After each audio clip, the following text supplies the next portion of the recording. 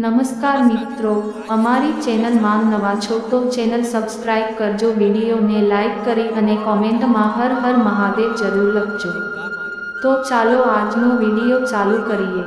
જેસલ અને તોરલનો ઇતિહાસ જાણો। શું થશે જ્યારે જેસલ અને તોરલની સમાધિ ભેગી થશે? સંપૂર્ણ ઇતિહાસ। જેસલ તોરલનું નામ એટલે ગુજરાતમાં જાણીતો ઇતિહાસ છે। જેસલનો જન્મ 14મી સદીમાં આસપાસ કચ્છ દેદા વંશનો લાખાજી જાડેજાના પુત્ર ચંદ્રોડી જાડેજાના ત્યાં થયો હતો। અંજાર તાલુકાનું ગામ જેસલને ગરાસમાં મળ્યું હતું, પણ ગરાસના હિસ્સામાં વાંધો પડતા તે બહારવટે ચડ્યો હતો। જેસલ જાડેજાની આખા કચ્છમાં હાક હતી અને તેથી જ કહેવાતું કચ્છની કાળી ધરતીનો કાળો નાગ એટલે જેસલ જાડેજા। પણ એકવાર ભાભીના કડવા વેણ આ જાડેજાના અભિમાનને તહસ નહસ કરી દીધા।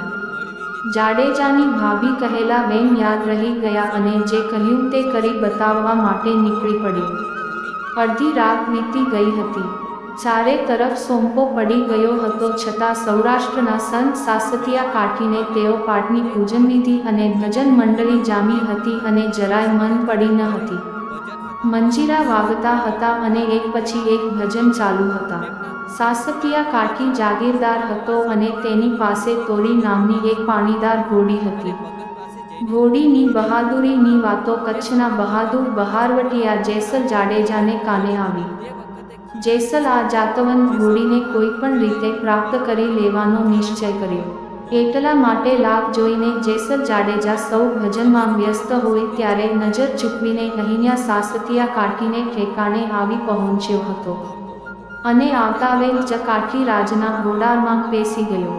પાણીદાર તોરી ઘોડી જેસલને જોતા ચમકી અને ઉછકું કરતી લોખંડનો ખીલો જમીનમાંથી ઉખેડીને બહાર નીકળી ગઈ। ઘોડીને ભડકેલી જોઈને તેના રખેવાળ ઘોડી પકડી અને પંપાળીને ફરીથી બાંધી દેવાની કોશિશ કરી। ઘોડીના રખેવાળને ઘોડી સાથે જોઈને ઘોડી લૂંટવા આવેલા જેસલ જાડેજા ઘાસના ઢગલામાં છુપાઈ ગયો। રખેવાળે ઘોડીના ખીલાને ફરીથી જમીનમાં ખોપી દીધો, પરંતુ બંને એવું કે ખીલો ઘાસની અંદર પડી રહેલા જેસલ જાડેજાની હથેળીમાં આરપાર થઈને જમીનમાં બેસી ગયો। તોરી ઘોડી લેવા આવેલા બહારવટિયા જેસલની હથેળી ખીલાથી વિંધાઈ ગઈ હતી અને પોતે જમીન સાથે સખત રીતે જકડાઈ ગયો હતો। આમ છતાં પોતે ચોરી કરવા આવ્યો હોવાથી એના મોઢામાંથી એક ચીસ પણ નીકળી નહીં અને મૂંગો જ પડ્યો રહ્યો।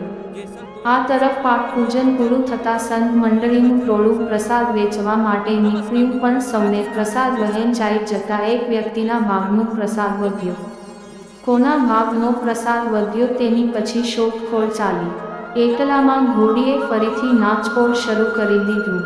રખેવાળને થયું કે ઘોડીના પાસે કોઈક નવો માણસ નક્કી હોવું જ જોઈએ।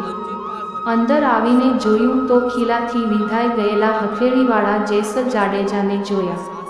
લોહી હાથ જોઈને રખેવાળના મોઢામાંથી અરેરાટી નીકળી ગયો। જેસલ જાડેજાના હાથમાંથી કાઢવાનો પ્રયત્ન કરતો હતો। આજે ઘોડીના રખેવાળે તેની મદદ કરી ખીલો નીકાળી કાઠીરાજ પાસે લઈ ગયા। હથેળીમાં ખીલો જોયા બાદ ચિસ્કારો ન પાડવા બદલ જેસલની વીરતા બતાવી। જેસલ જાડેજાએ કહ્યું કે હું કચ્છનો બહારવટીયો છું અને તમારી તોરીને લઈ જવા માટે અહીં આવ્યો છું। કાઠીરાજે કહ્યું કે તો એક તોરી રાણી માટે આટલી તકલીફ ઉઠાવી તો જા તોરી રાણી તારી। કાઠી રાજની ગેરસમજને દૂર કરતા જેસલે કહ્યું હું તમારી તોરીને લેવા આવેલો હતો। કાઠીરાજે કહ્યું ઘોડી પણ તમારી ખુશીથી લઈ જાઓ। જેસલ જાડેજાએ આમ એક જ રાતમાં તોરી ઘોડી અને તોરલ રાણી મળી ગઈ તો લઈ કચ્છ તરફ ચાલ્યો। સૌરાષ્ટ્ર અને કચ્છ વચ્ચે દરિયા માર્ગ આવતો હોવાથી જેસલ તોરણ વાહનમાં બેઠા। જ્યારે બરોબર મધદરિયે વહાણ આવ્યો ત્યારે એકાએક વાદળો ચડી આવ્યા। ભયંકર સુસવાટા સાથે પવન ફૂંકાવા લાગ્યો। દરિયામાં તોફાન આવ્યું, મોજા ઉછળવા લાગ્યા। જેસલને લાગ્યું કે વહાણ હમણાં જ ડૂબી જશે। અનેકો લોકો નષ્ટ કરનાર જેસલ આજે કાયરની માફક કાંપવા લાગ્યો। સાથે તોરલ શાંત થઈને બેઠા હતા। એના મુખ પર કોઈ ભય ન હતું। જેસલને થયું મોતથી ના ડરતી આ કોઈ સતી છે તોરલમાંગ જેસલને દેવી સ્વરૂપ દેખાવા લાગ્યા. અભિમાન ઓગળી ગયું.